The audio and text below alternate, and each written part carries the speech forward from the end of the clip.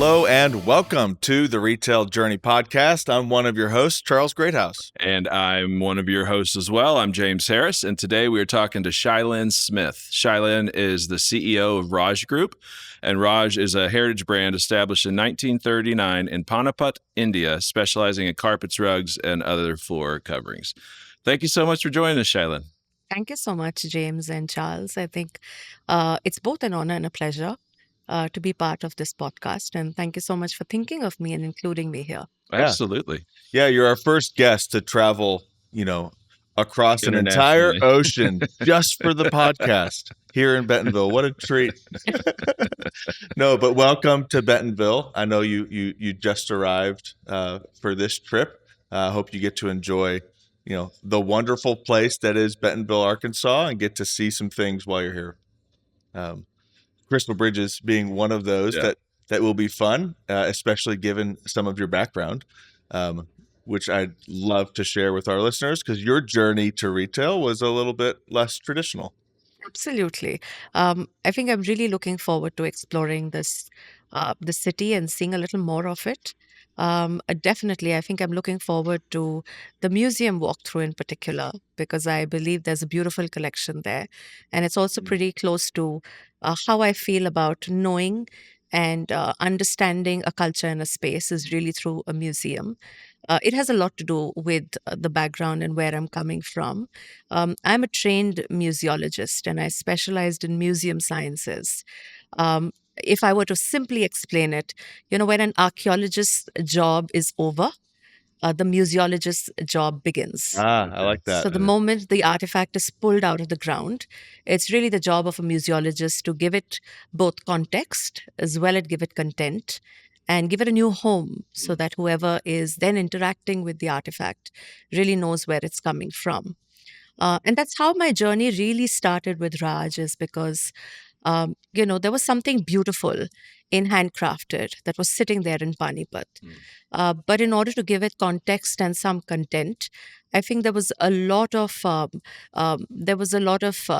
theorization that was missing over there. And I think that's where I really came in to bring in theory into that practical form of craftsmanship, which was weaving. And as I started the journey, it was purely about documenting weaving as a craft and finding a new definition for it to go down into posterity, because India was at that turn at that point where either it was handcrafted or it was technology-infused manufacturing. And I came in at a really interesting time where I think the company at that point was introspecting on what their journey should be. Should they continue with the handcrafted journey, or should they infuse technology? And if they do, how relevant would either or be in terms of its survival? And as a museologist, I came in and saw it very differently. I wasn't part of the business. I wasn't looking at it as a monetary operation. I was looking at more as an artistic space. And I really started bringing the craft forward in unique ways, bringing artists to work on the factory floor, do an artist in residence, really find a new definition for every process that we were doing. And then eventually I stayed on, learned a little more about the business, and I'm still there. Yeah.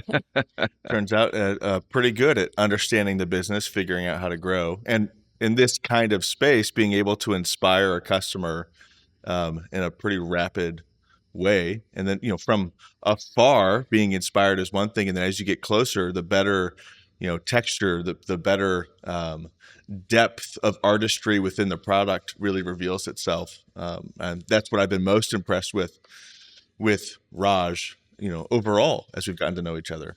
And from some of our first conversations going back almost a year now, you've been very consistent that the work is art, and you've been very consistent on the value of the people that are making that art. I believe you shared with us that through COVID, even when production slowed down quite a bit because of demand and the illness, that you kept your entire staff on, factory floor included. Just that stood out to me as really valuing the people that make the product that you're putting into the marketplace. James, I think it's very important for any company to understand what their roots are. I think if you know what your roots are, you will move forward into the future without doubt, and you will thrive and survive. And I think this is where we've been a little successful, is focusing on our roots, really understanding where we come from and who we are. So, where we come from is obviously the region. The region has a great history.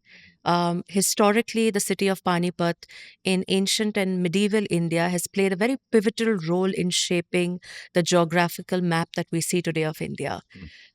Really, India was just the bottom half of the subcontinent. It was really with the invasions and different rulers coming in, and Panipat being that massive battlefield where three very, very foundational wars were fought, that you see the geographical map of India today the way it is and how it has been formed. Of course, there have been other reasons also why that geographical map has been formed. But the battles of Panipat were really the three very foundational, I think, time periods in India's history that really has set that geographical space as it is visible today. But having said that, it also became a region for a lot of people to find purpose, to move forward back and forth between the north and south of India. And that's where Panipat developed as a region for craftsmen, for herders, and it became a center for both. It became a center for herders to come in and flock their sheep. It became a center for weavers to take all the wool that was coming from there and to find purpose for it. And it became a center for weaving. And when we look at that, it's very easy for us to say that's one of the key foundations of Raj, is the fact that weavers for generations have made this place their home and built a certain expertise that you will not find across any other place in India, but also anywhere across the world. And this is, I think, where the background in museology comes in when it tries to look at something with a very, very deep and a keen eye to see where that history and that legacy is coming from. I think that's really helped me uh, put I think, thought to this being one of the very key foundations of the company. I do have to give it to the family, though. The family has been very instrumental in protecting its people, ensuring they give back in whatever way they can to the community. But I think they were coming more from a place of philanthropy. I think where I'm coming is more a place from protection of artistry, protection of craftsmanship, protection of a legacy. And then, of course, the other part of it is that we are dependent on the craft for sure, but we're dependent on the people who make that craft. We're dependent on those hands. We're dependent on all those families who put their trust into bringing themselves there, setting up home there. And we must understand that India is an agricultural economy even till date. Everyone has and owns a piece of land. Everyone cultivates that piece of land. And there is a season in India where you'll find very, very less labor on the factory floor, very less workforce on the factory floor because they've all gone back home to harvest the crop that they've cultivated. And we are still so dependent on that entire agricultural aspect of our economy. But at the same time, we're also developing all these other skill sets. And definitely handcrafted, artisanal has been one of those key developments that we've seen over the years. So I think the fact that we were very clear as to what our foundation is and was has what has helped us along the way, James, where I think it was just organic that given a real crisis, given a time like COVID, we had no choice but to ensure that we protected our people because they were there for survival, but they were there for a different kind of a survival. They were not there for a survival to be through COVID. They were there for the survival of mankind in general at a time when none of us knew what the future is going to hold. Yeah. We didn't know if any of us would survive, but we also didn't know if the industry would survive. And we just had to hold our head up high and walk through that time. The fact that we had a lot of support from local administration coming to the factory floor, setting up small little clinics within the factory, administering the vaccine to everyone, not once but thrice, I think was massive support for us to continue with the confidence that we were able to carry through. That's excellent. You've spoken some about Panipat. Panipat. I'm sorry, I'm trying to pronounce it correctly. Panipat. Is that's correct. That's correct. Well, India in general, there's a lot of discussion around India. There's obviously been a tremendous amount of manufacturing base being built up across the enormous country. What kind of sets India apart as a manufacturing partner, as a country? Um, that's a very deep question, James, and I'll tell you why. For an economist, it would be on the periphery, and everyone would talk about investment, and everyone would talk about the way the administration is looking at the growth of the economy. But I understand it very differently.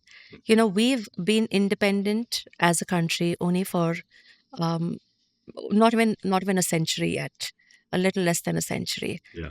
And I think what has been ripped off this country has been pride. Whenever we've had somebody rule us, the first thing they've done is they've ripped the pride off us. And I think that's largely why India could not progress and grow as an economy. India could not progress and grow in various industries was because we had no sense of pride. Yeah. We were not proud of what we were doing. And I must give it to the past 15 years. And I'm not pro anyone, I'm pro progress. Yeah. So anyone who brings progress, I'm on their side. And I think for me, this government brings progress from a very different perspective. It has brought progress with first instilling a sense of pride, being comfortable with who you are and how you present yourself.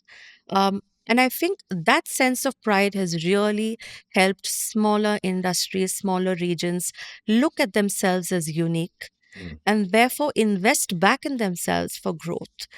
Because because they know that they're presenting something unique, they're willing to invest back in it monetarily. And the moment we've done that, the whole world is looking at us today. Yeah. The whole world is looking at us as unique. The whole world is looking at us as us bringing something completely different to the table. As a powerhouse. And as a powerhouse now today, because that's what we've been working on is in reinstilling that sense of pride.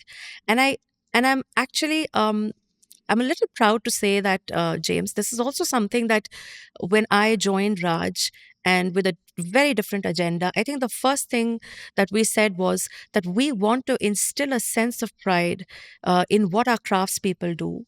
And the best way to do it was to bring somebody from the outside to come back and onto the factory floor and say, you do something really unique. So when an artist would interact with a craftsperson and say, you are doing something so beautiful and unique, it automatically instilled a sense of pride. And if I were to use that as an example today, I think that's exactly what we are doing as a country, is bringing in people from different walks of life, from different industries, and showing the best that we have. And when they talk about our uniqueness, it automatically, I think, it allows us to introspect, to sort of to look within and really feel that sense of pride. And I think that's what's reflecting itself as India emerging into this powerhouse. We've always had these values, James, and we've had these capabilities. But unfortunately, we never looked within. We were always dependent on somebody else telling us what we could do.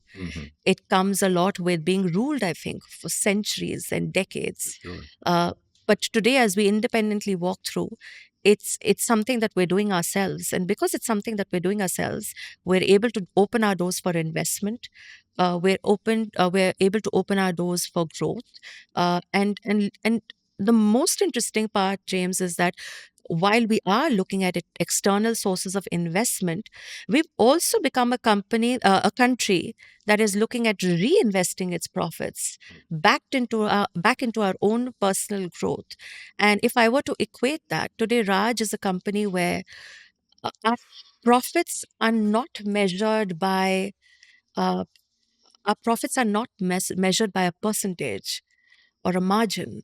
Our profits are measured by what are we doing to bring growth back into the organization. Are we adding more technology? Are we expanding category? Are we acquiring new buildings to expand certain manufacturing capabilities? We run our own processes in house, so we're a complete vertical organization where just the fiber comes in, and we process all that fiber. We spin, we dye, we weave, we of course finish and package and dispatch our final product. But we're re-looking at all the processes to see how can we improve them better, how can we bring in technology to aid all those processes. That's true growth, Yes. is when you can reinvest back in yourself to make yourself more efficient, to I would say, to improve the way your daily operations are, and to aid yourself to just go into a space of category expansion, not being just a manufacturer of rugs, but being a manufacturer of pillows, being a manufacturer of throws, being a manufacturer of top of bed, taking a machinery that weaves rugs and re-engineering it so that it can weave top of bed, it can weave a throw at the same time. So I think those are true reflections of growth. And if I were to equate that with the economy at large and the country at large, that's also one of the reasons why we're emerging into a powerhouse today. And speaking of your rugs, we, at least in our wide shot, we're using one of them today. Absolutely, and I think it's a moment of pride to be able to sit here, as Charles said, traveling across. An entire sort of a couple of continents, an entire ocean, to be here today for this podcast, but also to be able to sit here with the product at our feet at the same time, and for it to be featured in the podcast as well. I think that's also a sense of pride that I hold. Excellent. Yeah, a little insider info. The pillows are also a Raj product that we've had on set for several of these. When I got to visit the facilities in Panipat this past summer, the showroom absolutely blew me away, and I felt like that was going to be the most impressive thing. And then I saw a weaver weaving with such expertise, grace, efficiency. It was like, wow, this is an incredible feat to be able to accomplish the things that are accomplished in this manufacturing. And I love how you talked about heritage as well as innovation. Bringing technology while not losing sight of heritage. I'd love for you to elaborate as a manufacturer what it looks like to both protect heritage as well as make the progress that's necessary to compete in an increasingly competitive environment. I can tell you, Charles, it's a very difficult job. Sure. To balance the two, because heritage demands patronization, and patronization demands funding, and technology um, cannibalizes on heritage for certain, because it is so efficient, it is so quick, it's so easy, and definitely it definitely produces a product that's less expensive. That it's always a question as to what do you go with. Do you go with heritage or do you go with technology? um, like I said in the beginning, the fact that we've invested ourselves in knowing our roots and where our foundation lies has really helped us to circumnavigate times where we've been always challenged for product pricing, always challenged for a more conscious price product, always challenged by retailers to give them a better deal. Uh, and we've been able to put our product that is handmade and artisanal in front of them and push them back to to select a perfect balance between the two, a product that's aided by technology but also a product that's truly handcrafted, has really been our mantra, so to say, if I were to call it that, because that's the only way to go. That's the only way to stay unique. That's the only way for Raj to not be like every other manufacturer. That's the only way for Raj to ensure that it's part of a heritage and a legacy that cannot be aped by or followed by anyone else. I think if we are to stay unique, there has to be that perfect balance that we create for ourselves, where handcrafted is aided by technology. Technology brings in efficiency into the processes that handcrafted has, but never cannibalizes on it, never becomes the center of our agenda. it obviously is extremely easy for us to move away from artisanal into technology at a time where labor is challenged, at a time where handcrafted is challenged, at a time when everyone's looking at being at a time when economy in general is challenged. And it's really simple and easy to make a decision in favor of technology and to move away from all the challenges that handcrafted brings and artisanal brings, because as beautiful as it sounds, it's also people management at the end of the day. You're looking at a migratory community. You're looking at changing times. You're looking at legacy changing. It's not necessarily being passed down from family from generation to generation. It's now being passed down from who's better at the skill and who's willing to learn the skill to come back, onto the factory floor and weave the product and be part of the entire process of handcrafted. So the real challenge, I think, Charles, over here is to be level headed and maintain the balance, to keep going back to your roots and keep going back to foundation to say, what is it that we truly stand for? Are we going to be that company that is going to allow technology to take over something that's unique? Are we going to go the age old process and continue being handcrafted, but not improve our processes and bring in technology to help us there? So I think the perfect answer over there is balance, and balancing ourselves in a way that we still stay unique, even if we bring in technology. And we are not superseded by being age old, uh, by just depending on handcrafted, and ensuring that we have the two to balance each other. Yeah.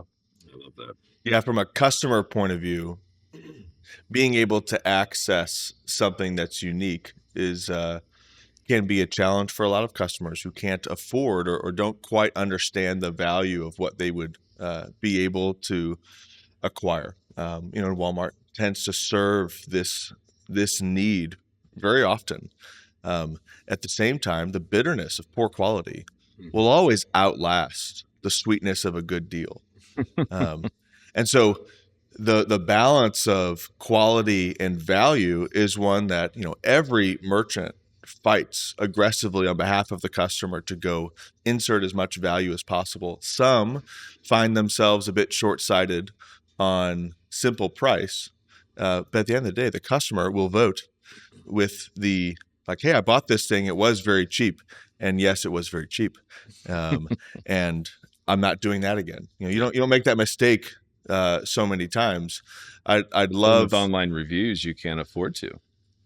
Yeah, online reviews are one way that shows up. The dollars certainly are the thing that lasts. As far as I'm not going to buy this category even. And Walmart's on a journey to deepen trust with customers as they expand into categories that they've touched in, but are making a bit more of a foothold, especially across the home area.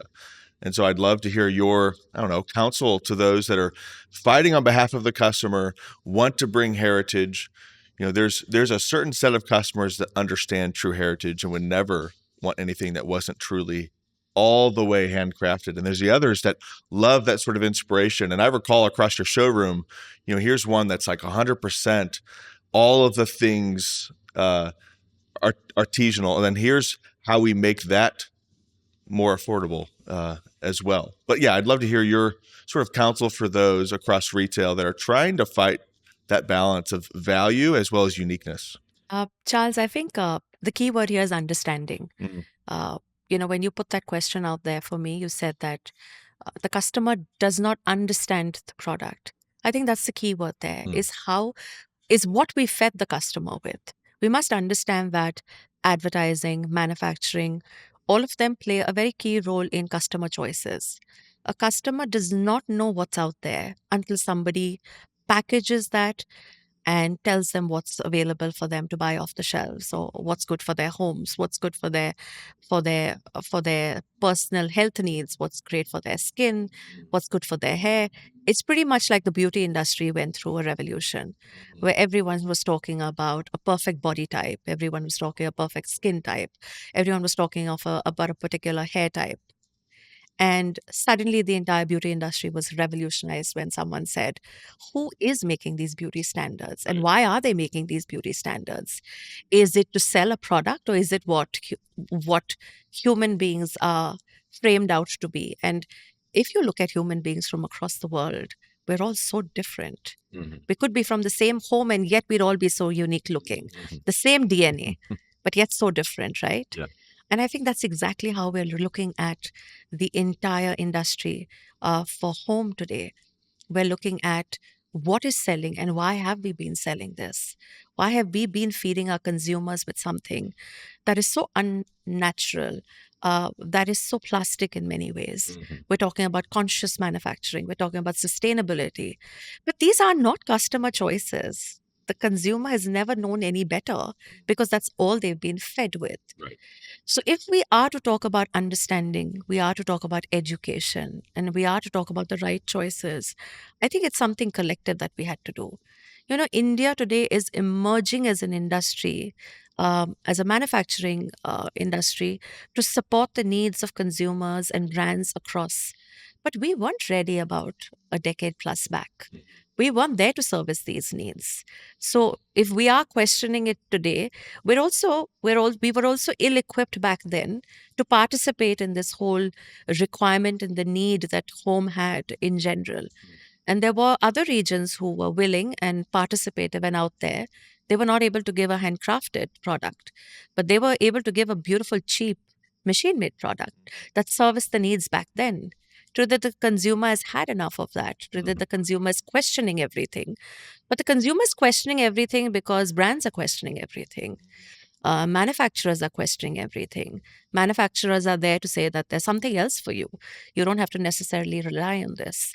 So I think we're at that place of, I think, a revolution as far as home is concerned, exactly how we were at a place of revolution where beauty standards and the fashion industry was concerned. And I think, Charles, when we put a product out there that's better, not in terms of value for money, but better because it is better to the environment, it's better to the process, and it's better to the storyline, then automatically the consumer will get used to it and will want to have it. You know, everyone is looking at an experience today, Yes. because we've had everything else other than an experience.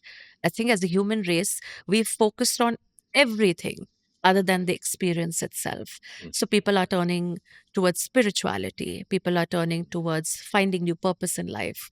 People are turning towards better relationships. People are questioning anything that does not make them happy or comfortable, creates a sense of anxiety in them. People are questioning that in general, and they're looking for a better experience, and that's where home's coming in. We're looking at something that has a story behind it. We're looking at a softer hand feel. We're looking at material that is conscious, that is not polluting the environment. And I think as we pivot and move towards there, Charles, we have half the battle won for us already. The other half has to be I think, um, the other half has to be one with understanding. The other half has to be one with education. The other half has to be one with a storyline. And a storyline that's not just made for advertising, a storyline that has true meaning to it. So I think that's where, Charles, I think it is our responsibility as a manufacturer to really shed light on the story behind the product and what it brings to the table when it's not just made, but even in terms of its life and how that life ends as a cycle. If that life ends as a cycle with polluting the environment and causing harm to everything around us, we all don't want that product as well, even if it's beautifully handcrafted. It should have a meaningful purpose to it in its end journey, as it should have a meaningful purpose to it in the beginning of its journey. Yeah. So I think that other responsibility lies on the manufacturer to bring something unique to the brand, to give that perfect balance. Like I said, if you use technology to aid the process of handcrafted, you've already brought some sense of efficiency to it, which automatically, I think, supports the challenges that price have today. Uh, but I feel even this is part of that whole cycle. The economy will go up and the economy will go down. There will be supply, there will be demand. And I think you just have to wade through every challenge that comes along your way to ensure that you stand your ground, keep portraying what you bring to the table. In the case of Raj, we'll keep working on the story of handcrafted. We'll keep trying to make the product more efficient so that it meets certain price challenges, not all price challenges. It cannot ape another region.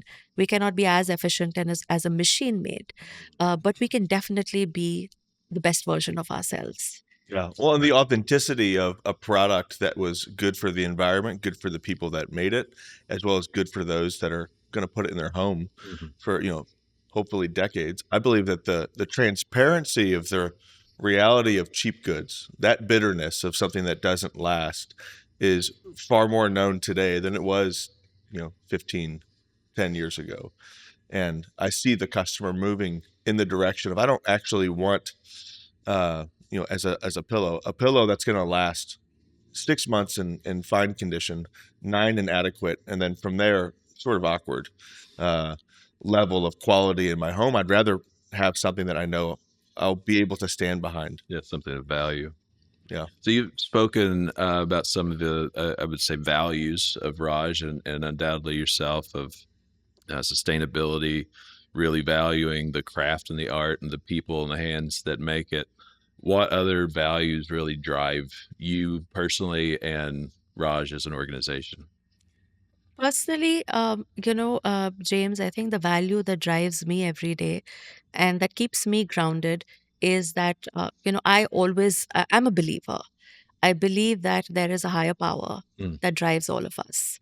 I think submitting yourself to the higher power and ensuring that you're open to the right energy every single day, I think is extremely important.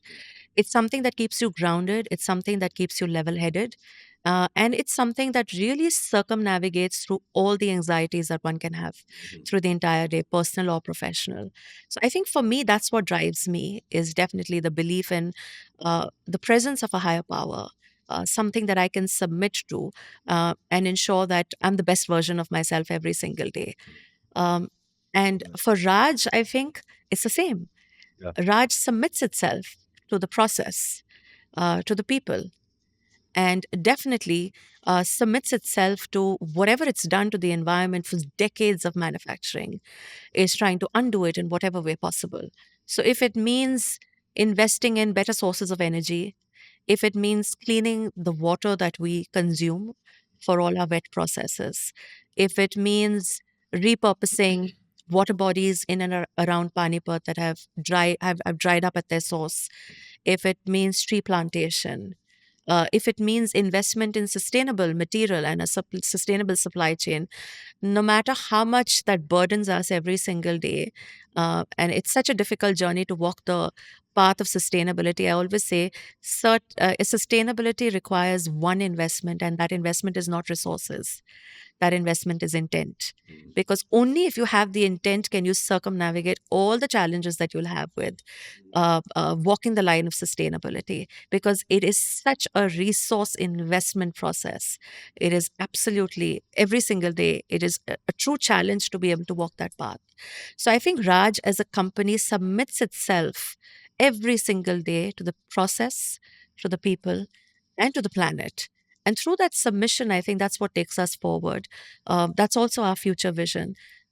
That's what we also speak about continuously, as far as our goals and our vision is, and as far as our foundation is.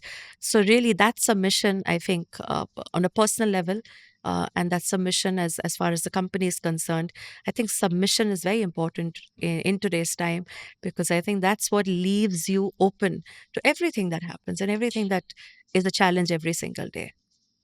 That's well said. So you talk about your business and the industry as a whole in really a unique way, and I feel like you're coming at your CEO role from your femaleness in a way that is very unique. And I'm sorry if I'm not saying that well, but as a woman, how important is that in India on the factory floor for the CEO to be you? You know, it's a really funny anecdote. Just the other day, Sumit, the managing partner of Raj, turned around and told somebody, she's much more of a man than any of us. So the fact that you say my being a woman and my being a Just the woman thoughtfulness CEO, with which you've yes. approached this is what I mean. Well, honestly, James, it is an extremely difficult place to be at. And it's been a challenge every single day because the region that we are a part of is a deep rooted patriarchal region. Mm. For a man to take instructions from a woman is unheard of and unthought of. Because they've really, that part of the country, the man is really the bread earner, the decision maker, the be all and the end all of an entire family unit. And families in India are not nuclear 4 5 member families. Families in India are 10, 15, 20, 25 member families, extended families that literally report to one patriarch who's the decision maker. So, for that region, really to respond to female leadership, to a woman, and I think to be able to follow follow the path set by a woman is only met with resilience, because that's not something that they've been brought up with or they understand. I think for me, what's been really helpful is that my father really brought me up l- as a neutral gender. My father never really brought me up as a woman, but never really brought me up as a boy. He always brought me up as somebody who had inherently certain strengths.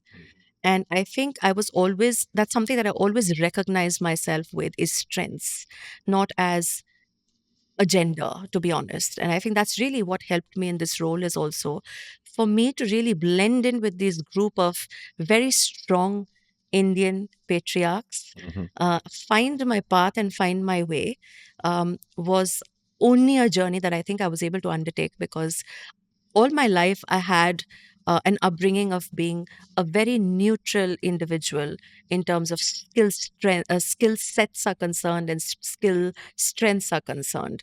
And if I were to look at it any other way, James, it was also easier for me. It was easier for me because I was able to see both sides.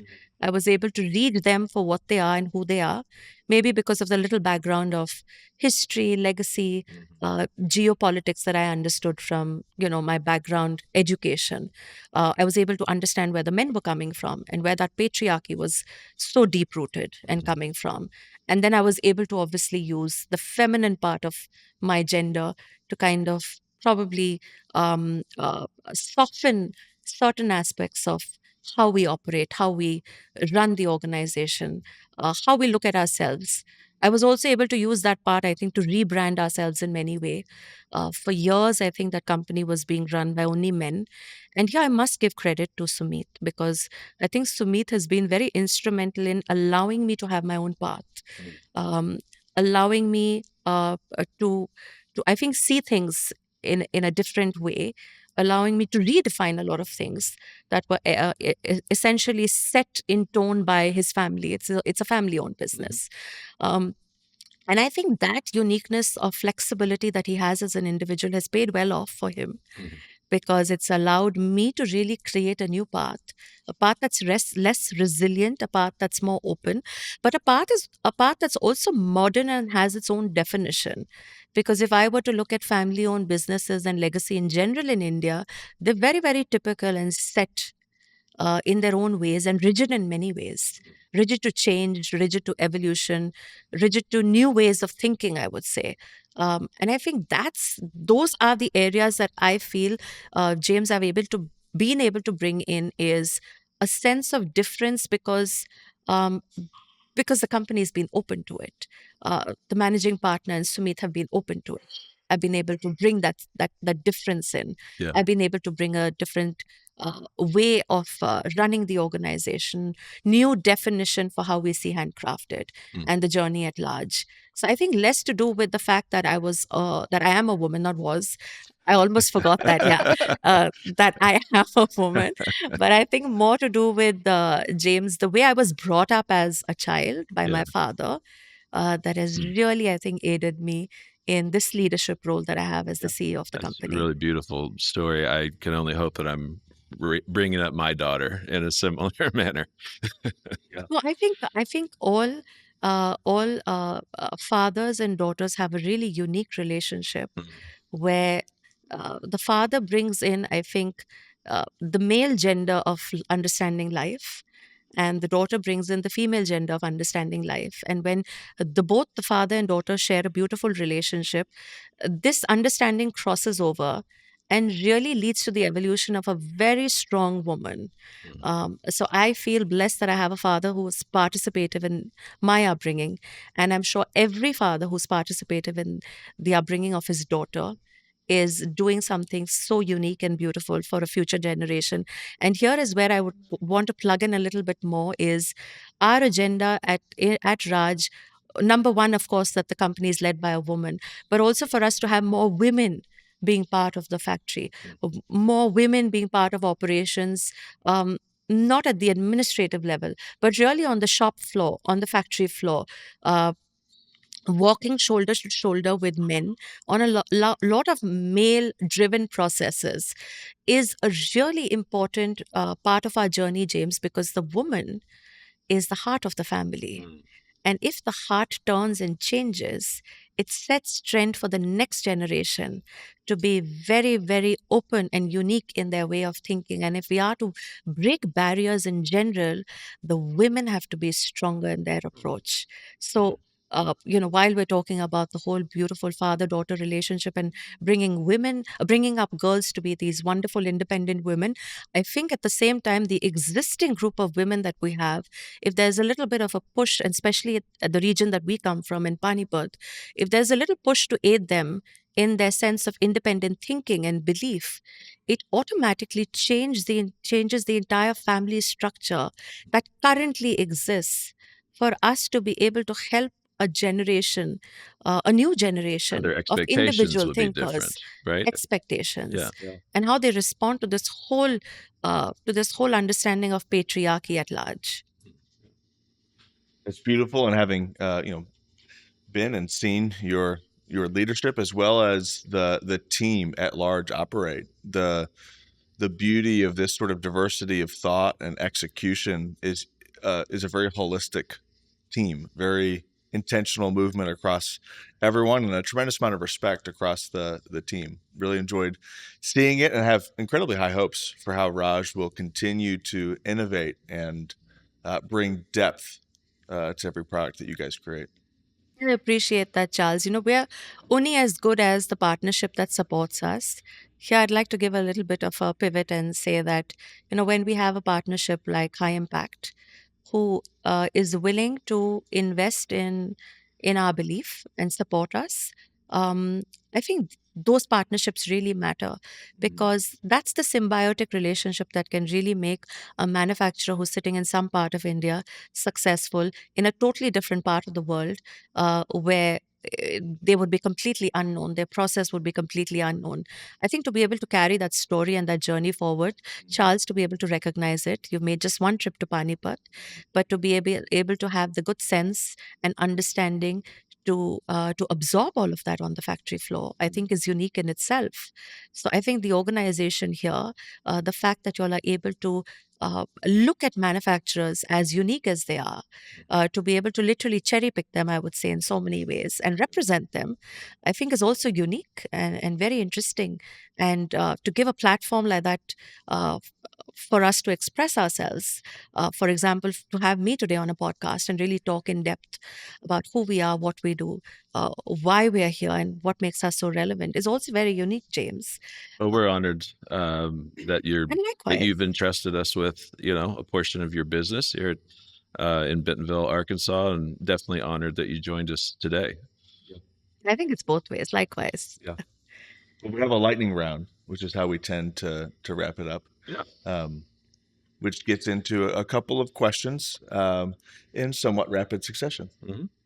So first one is kind of it's not meant to be a zinger, but we love talking about failure. We love talking about where and how we failed in big, perhaps fun stories to tell, ways we learned from it, and how we learn. So what's some of the a biggest failure story that you've experienced in this journey of retail? Well, Charles, every time I think it's the biggest failure, there's something right around the corner that's a bigger failure. That's We thought we waiting. found it. Yeah, that's waiting to define itself and prove that it's bigger than the an other. expanding pie. Yeah. That's So great. it is. We are faced with failure every single day. And Yeah. in my initial journey, I always thought that there could be no bigger failure than the current situation that I was in. And then there would be something else. But it would always have a learning curve to it. We would always get better at what we were and where we stood. I think the recent and the biggest failure that I would, attribute uh, to to the company and to the organization. It's actually a really funny story. Is while others would look at it as an opportunity, I looked at it as a failure. When we actually were approached by a certain business uh, to support them and to manufacture for them. And while everyone else would look at it as an opportunity, I looked at it as a failure because I felt that we could have done better.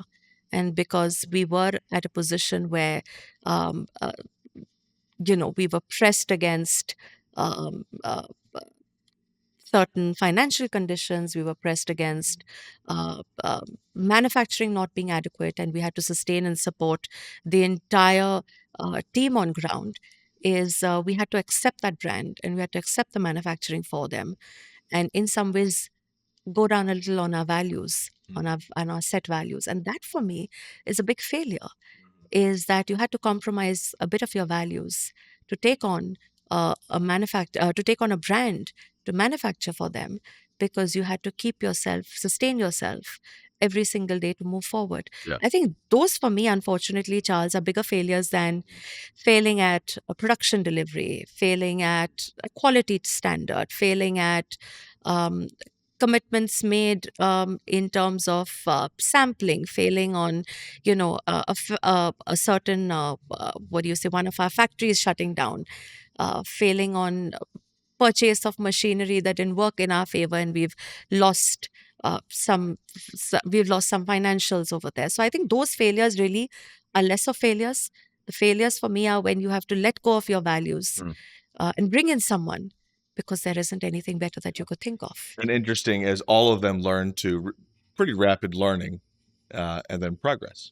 As we learn from them and realize, yep, not going to do that again. Yeah. So I'm pretty sure that in the next couple of years we're going to say goodbye to that brand and move forward. Yeah.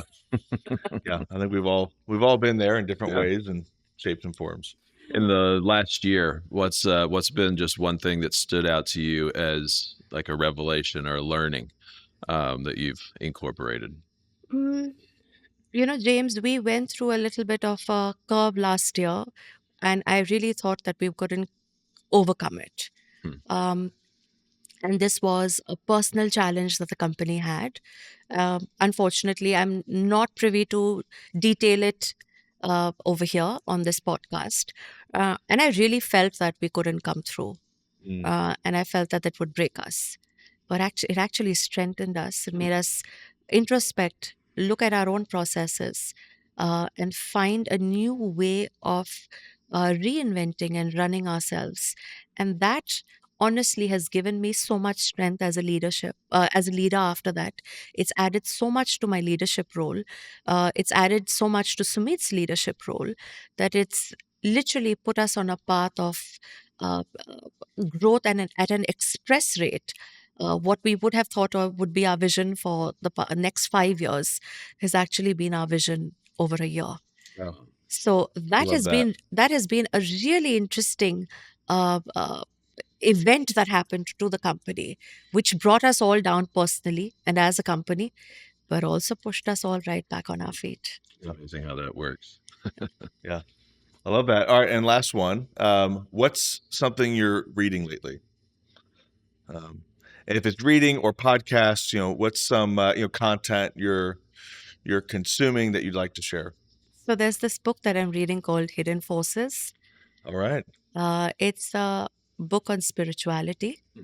It's a book that really talks about things that drive us every single day, energies that drive us every single day, and forces that drive us every single day. And how do you recognize those forces? And how do you enable them to aid you and not bring you down? Love that. So that's a book that I'm reading right now. Hidden Forces. Do you know the author's name? I don't remember the author's name offhand, Charles. It is an Indian author, and he's a spiritual master. And he's written the book, but it's derived from the mother and Aurobindo. I don't know if many people are familiar with the Aurobindo ashram, but there was a living master, Aurobindo, and he was inspired by the mother. Most people would know who the mother is, and she was called the mother, who's also a living master. So the book is basically written by another living master who's derived all the philosophy and the teachings from Aurobindo and the mother, and basically conversations with them, like a podcast. Back then, the podcast was mostly detailed and written and put into as excerpts into a book. And this is really that book that has all these excerpts on hidden forces, hidden energies. How do you see them, and how do you help them aid you versus bring you down? Awesome. Well, Shailen, thank you so much for joining us. As we sort of wrap the podcast, anything you'd like to share on behalf of Raj? Not share. I think just add on to everything that I've said. I hope I'm not overshared today. No, not at all. But just in interest of everything that I said, and to quickly wrap it up as well, Charles and James, is, I think every organization and every human being has a time, and when that time's there, if you don't shine, you've lost that opportunity. I think this is the time for Raj to shine. This is the opportunity for leadership to really come through and pull this organization, I think, into its peak. And we're at that curve. We're right there. And I'm only looking forward to the most fundamental but most beautiful next 5 years. I hope I'm still there to lead them into the next 5 years. If I'm not, I think I've done enough to lay a good foundation. But if I'm there, I'm more than excited to ride that wave. That's beautiful. Yeah, thank you for joining us today. Thank you. Thank you so much. And to anybody listening, watching, thank you for joining us as well. You can find all of our podcasts, videos, and audios on our website at highimpactanalytics.com, YouTube, or wherever you get your podcasts. Thank you.